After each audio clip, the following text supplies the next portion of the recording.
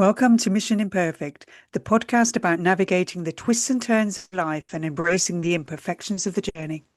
We're your hosts, life coaches Kathryn and Kirsty, and our mission is to support you in finding your own path, your own way, with greater clarity and self trust, no matter how messy or uncertain things may seem. We address the roadblocks that come up time and time again for our coaching clients, from acceptance and boundaries to values and well-being and everything in between. As well as asking lots of questions, a coach's favourite thing to do, we'll be sharing thoughts and insights and offering plenty of tips, tools, and techniques for you to try. Your mission, should you choose to accept it, is to grab a cuppa and a biscuit and join us in getting lost in finding ourselves. Hello and welcome to this week's episode of Mission Imperfect. Today we are talking about being a mind reader, which I think, if we're honest, might be something that we all think we can do. Don't you think, Kirsty? Yes, but possibly subconsciously. And just to clear up any confusion here, perhaps disappointingly, we're not talking psychic powers. Bit of a shame because that could be good, could be dangerous. Yes, Hmm. yes, I know. At first I thought that is a shame. I'd quite like to have that power. And then I thought, actually, of all the powers Would I you? could have, I wouldn't actually pick that because just knowing what someone's thinking, I'm not sure is hugely advantageous. I can always wait for them to tell me what they're thinking or choosing what they want to share with me rather than having to know. Sometimes I Yeah. think it would be quite nice, and then you can take them by surprise and say, "I know what you're thinking," and you're actually right. That would be quite cool. Otherwise, that's Yeah. probably the extent of it. Oh, yeah, you need a lot of controls on it, wouldn't you? I mean, I have enough problems dealing with what's going on in my mind. I don't need to be Yes. able to see what's going on in everybody else's mind as well. It have to be quite a controlled thing, wouldn't it? This could be a record for going off subject quite so quickly in a in an episode. So, what we're talking about is mind reading as per the following description in the NLP workbook by Joseph O'Connor, which says mind reading is a distortion where you presume you know another person's internal state with no evidence or sensory specific calibration. You project your map of the world onto their mind. When you do this, you may assume motives and thoughts that do not exist. So basically, it's when we decide that we know what someone else is or will end up thinking or feeling, usually I think in relation to us, with little or no evidence to support that conclusion. That sounds pretty dangerous when you put it that way, doesn't it? It's like, I know what you must be thinking because it's perhaps what I'm thinking, and therefore you must also think it too. But conversely, it's interesting, isn't it? We can actually do, I'm not sure it's quite the opposite, but when we think other people are mind readers. So we just as we project this assumption of what someone else is thinking, we can also assume that someone else should know exactly what we're thinking. And we've not even said a word. So Yeah. yeah, it kind of works both ways, doesn't it? Yeah, when you get upset because they haven't realized that that's what you're thinking. So, I mean, let's give some examples here to make it clear what we're wittering on about.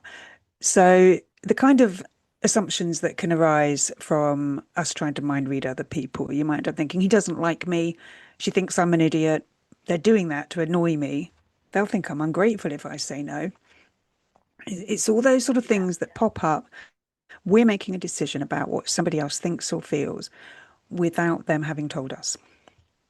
And in the way you just talked about it as well, about it, thinking that other people can read our minds, things like, if they cared, they'd know what I wanted. They should know I don't like that. They must know how I feel, but they don't care. It's that Yeah. sort of assumption that somebody does understand what's going on in your head and is still choosing to behave the way that they are. And it's interesting, isn't it? Because if sometimes we grapple to know what's going on in our own heads. So Oh it's God, yes. trying to imagine that we know what's going on in someone else's, and therefore, in turn, that they know what's going on in ours. Probably a bit of a dangerous assumption to make, isn't it?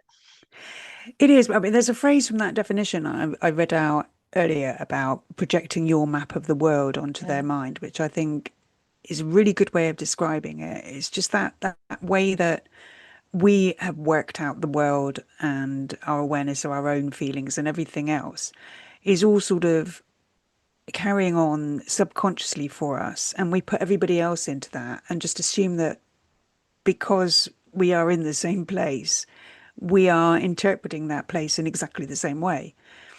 And Mm. how often is that going to be the case?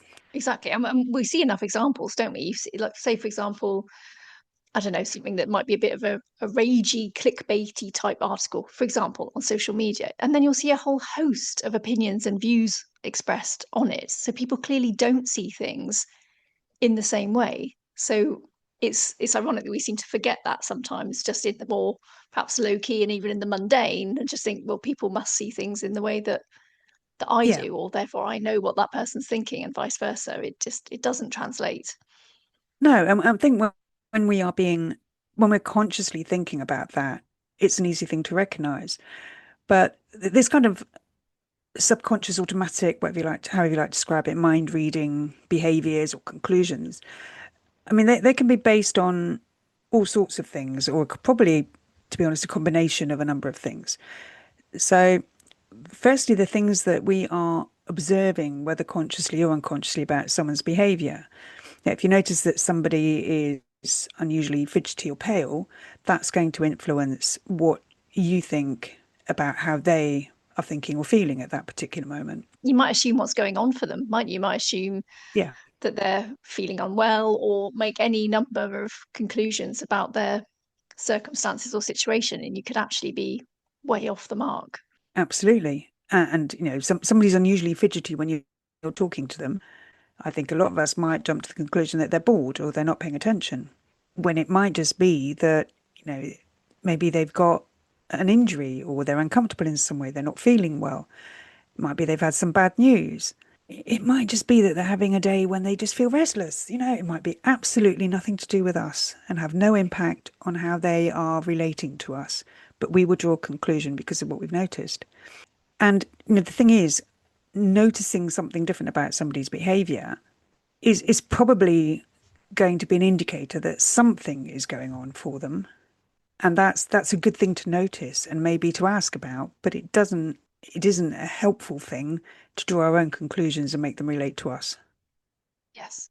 So another thing that's going to impact us, and I probably just touched on it in the example I gave there, is our beliefs and expectations about how somebody should behave or react.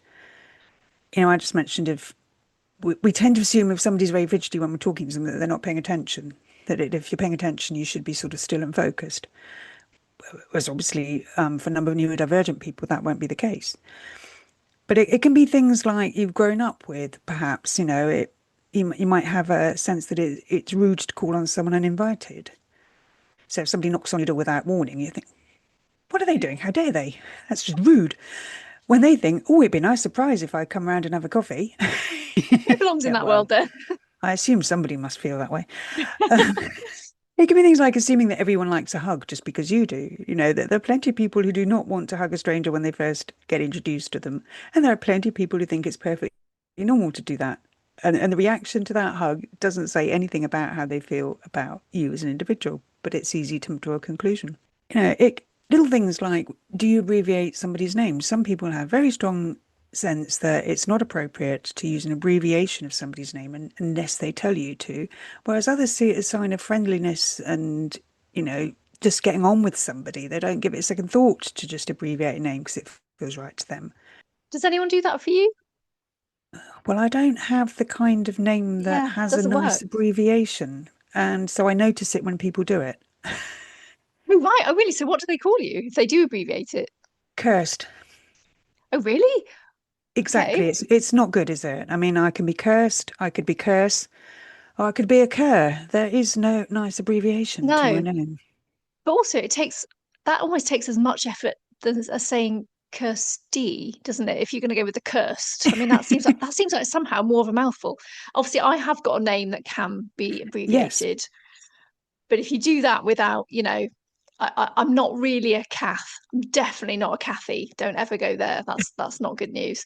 But yeah, it's funny. I don't really find that people do just leap straight to it because yeah, like you, I notice it straight away if someone does. But yeah, it's interesting, isn't it? Because we'll have a different perception over what that means. Yeah, and I think probably most people wouldn't abbreviate, but I do have a couple of friends who do tend to do it. And I know them well enough to know it comes from a place of of love and just them being them, and I live with it. but but yes, I don't. It obviously feels very different to them than it does to me. I mean, another thing that is going to influence us, that was an interesting word I almost made up there, in our mind reading is assumptions about the meaning of behaviors and language. So what does it mean if somebody is making eye contact or is not making eye contact when you're speaking to them? Mm. All sorts of conclusions will draw from that without knowing what's actually going on. And it can come from our own past experiences as well. I mean, this tends to apply perhaps to our more generic mind reading. For instance, if you weren't, one of the popular kids at school, maybe didn't have a big friendship group, you might take that on into later life as a sense of people probably won't like me. And then you'll start applying it to an individual. You'll be quicker to look for the evidence that they don't like you than that they do, because that's kind of the state you were used to. Yeah. So actually, it's very easy to do it. Actually, I think that all the Oh things you've God, just yes. listed, it's not that they're unavoidable, aren't they? We're going to have observations, we're going to have Yes. beliefs and expectations about behavior standards, whatever you want to call it, what we think is an appropriate reaction or response. We have assumptions about what certain behavior might mean. Like if someone's looking at their feet and they don't want to look you in the eye, you might be thinking they don't want to tell me the truth, but actually it might, and you might have some truth in it, but you might be wrong. And we're going to have our past experiences. So those four things together, I think, do indicate why we might be tempted to think that we can mind read. We might not be calling it that.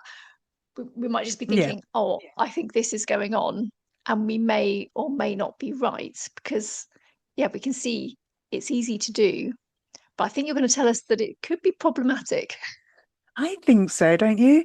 I mean, Yeah. before we go to there, I think it's worth saying that we touched on this before as well. It can be very helpful, the kind of observations that you subconsciously make about somebody's behavior or appearance or manner, they can have real value and meaning as long as you're willing to ask what it is as opposed to make an Mm. assumption. I mean, noticing that somebody is behaving a bit differently, there's something in their manner that just seems off, and actually saying to them, look, I notice you seem a little bit jumpy or uneasy today. Are you okay? It's very different to they're very jumpy around me. What have I done to offend them? Honestly, they're so sensitive. Blah, blah, blah, blah. Yeah. Yeah. It's- those are, that goes in two completely different directions. So the things that are going on with us, with other people that we notice, they are worth noticing. Just don't attach a meaning to them before you've checked it out. Yes. And that applies, I think, particularly with the people we know well and where there might be a history, you are more likely to build up an accurate picture and understand them better. But again, just be wary of doing it based on assumptions rather than actually asking the question. I mean, an example close to home, if I say no to a biscuit, anyone who knows me well would be at the very least reaching for a thermometer and probably calling an ambulance, to be honest, because that's just a behaviour that doesn't sit right with me. So, and anyone Yeah. who spent time with me would be at least curious about my reason for refusing a biscuit, I think. But yeah, more seriously, it's about that being very well tuned into someone and being able to notice the tiny details about tone or manner or behaviour that are going to alert you to the fact that something's not right. And that's a really useful way to use that mind reading without just jumping to conclusions. Yeah. But of course, what we tend to do is the whole running of a generic program that says X behavior has Y meaning, not factoring in all the specifics or the possible specifics or whatever, the things that we don't know. And that means that most of our mind reading, that's a big claim, but I'm going to stand by it. Most of our mind reading is unreliable. And we tend to assume it's about us. Yeah, it's very true, isn't it? We'll make something mean something about us or a connection to us that just might not be at all relevant, might not even be factoring in another person's view right now. All you're seeing is a very small part of the picture, which is also true in reverse, of course. So, yeah, I think the overall motto is really it's dangerous to assume. Unless it's offering you a biscuit, in which case I will definitely assume something is up. And I love that we managed to get biscuits in on mind reading because the only real obvious connection to make there was we can probably both assume that we would both say yes to a biscuit. Otherwise, something is up. Yeah, I mean that can be a sign, isn't it? When somebody normally does something that often and talks about it that much, and then suddenly they're not doing it, there is probably something going on there. The question is, what is it? And that's where the mind reading kicks in. And if it's, oh well, they don't like, especially if you're offering them a homemade biscuit, are you going to assume they don't like your biscuits? Probably. Whereas it might just be that they've got a stomach upset, you know? So we mentioned that they're looking at somebody when they're talking to you being a sign of respect and attention for a lot of us. And if, I mean, in the professional setting, if a colleague isn't looking at you when you're speaking to them, that could cause all sorts of issues down the line because when you start assuming that this colleague does not like you or is rude and disrespectful, without stopping to think about the other explanations, maybe they have some hearing issues or it's a noisy environment and they actually find it easier to hear you if they angle an ear towards you. I mean, this is something I know I tend to do talking to people in real life because I do have some hearing difficulties, and sometimes it is easier to have the side of my head there and catch more of the sound than it is to be looking at them. Or maybe if you just approached a colleague to talk about something, maybe they were in the middle of something and you've interrupted them and it's not a good time and they're actually trying to be really polite and trying to listen to you whilst sort of detaching themselves from what they were doing. It's about looking for the alternative explanations and not getting sucked into making it about you. And it can, what you said earlier on about it applying the other way around as well, as assuming that people must be able to read our minds and know how we're thinking and feeling. Very, very often in personal life, when it's somebody close to you might have a habit that really annoys you, and you've told them that it really annoys you and they keep doing it, that there is a tendency there to assume they're doing that on purpose, that for some reason they deliberately want you wound up and annoyed and angry. Whereas, I mean, who hasn't had a row about that sort of thing, or at least a bit of a bicker or a period of tension? But usually the reality is it's a long-standing habit that somebody hasn't realised they're doing, or that because it doesn't actually bother them in the same way, they just forget that it is a problem for other people. I mean, I have a real thing about cupboard doors needing to be shut. And my husband is usually really, really good at doing that. But occasionally he'll wander away from a kitchen cupboard, for instance, without pushing it completely shut. He just doesn't give it quite enough oomph. I will go from wherever I am in the kitchen and go over and shut that cupboard door because it annoys me, but it doesn't bother him in the least. So, I'm laughing because we're the other way round. I'm afraid I've got a terrible habit of leaving. And in fact, I'm looking over here and I'm guilty as charged. The drawer I was in just now is no. about 5 centimeters open.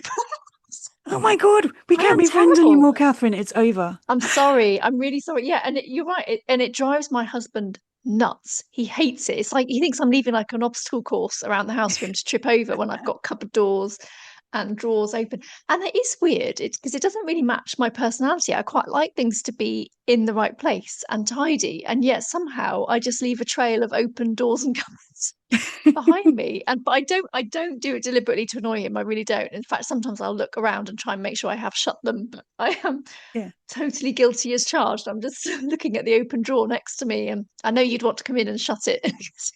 Drive you mad. But I'm trying not to think about this now. I'm trying not to Yeah, sorry, visualize it. sorry. Yeah. Yeah, It's complete throwing me off now. sorry. Yeah, let's get back on track. But yeah, basically we've realised that yeah, there was no bad intention behind it. It's just how the people see things differently, and that's really the moral of this story, isn't it? That we can't assume to know things, and that people will see things the same way that we do. Yeah, and maybe I'm guilty of labouring the point. I do like a good labouring of a point. But I think we talked a lot about awareness in our episodes. And I think Mm. that's the point with the mind reading is that because it's so subconscious, you actually have to really focus on noticing it and being aware of it in order to address it. So which kind of leads on to a question on which to end the episode, which is pretty straightforward, I think. And it is, in which area of your life are you most prone to mind reading and how accurate is it? That's a great question because we'll actually only know if it's accurate if then something plays out afterwards to either confirm or refute what it is that you have assumed. And that obviously doesn't always happen. Sometimes you'll No? leave an exchange thinking you know something. It can even lead to feelings of ill will or whatever. And actually there was no need for that. And it can actually pull you further apart from someone than needed to be, and you won't actually know if it was accurate or not. I mean, that's quite an extreme example, but I Hmm. thought it was a great question, and I'd like to think I don't do it. I'm sure I do. So I'm going to look out for it. I'd like to think, obviously, we're both coaches, and I'd like to think I've definitely learned in a coaching session, I really do need to have a completely open mind, because how I think and Yeah. respond to a situation is very likely to be different to my client, because we're different people, and it's their experience that matters. So how I would think and respond in a situation, how I think they might want to think and respond in a situation, might be completely different for them. So really, I'd like to think I can totally put the mind reading to one side in that situation, or at least ask the question to see if I might be on a right sort of track with what they're thinking. But in my personal life, now that is interesting. I'm gonna see if I can spot it at play, because I bet I am guilty, just as I am of the open drawer doing it. So yeah, I'll be keeping an eye out. This is, What about you? Do you think you are a bit of a mind reader? I'm sure I am, yes. And like you, I think when it's when I am coaching, it's different because you are aware of interacting with somebody in a very different way. A coaching conversation is very different to a social conversation, um, especially when you are the coach. And that kind of backs up the point about awareness. In those situations, it becomes much easier to put aside the mind reading because you're focused Yeah, on interacting differently. But in my personal life, I think I can be extremely sensitive to perceived nuances in people's manner that might suggest that, that they don't like me or are bored by me or whatever, and just not interested in my company or things like that. And I would draw conclusions. And interestingly, quite recently, I exchanged messages with somebody that I knew years ago and discovered that I had thought in that context that they'd barely noticed me, probably hadn't remembered me, whatever. And it turned out that there was a very different interpretation of the circumstances back then. So that was a prime example of the difference in what you assume somebody else's manner and behavior might mean and what they are actually thinking and feeling. yeah.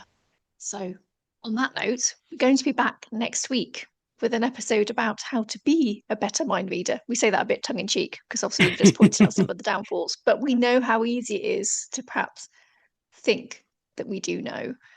But we've got some tips, tools, and techniques to go through next week to talk about mind reading, perhaps what to spot, what to do instead. So, we'll be back with that episode soon.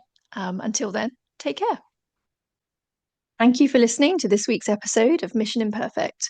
We'd love to hear your thoughts on any of our episodes, especially if you've had a light bulb moment in answering one of the questions, have benefited from one of the tips, or have a suggestion for an episode topic. And if these conversations have made you curious about how coaching could help you, please don't hesitate to get in touch with one or both of us to find out more about what we offer. Until next time, keep being imperfectly you. No one does it better.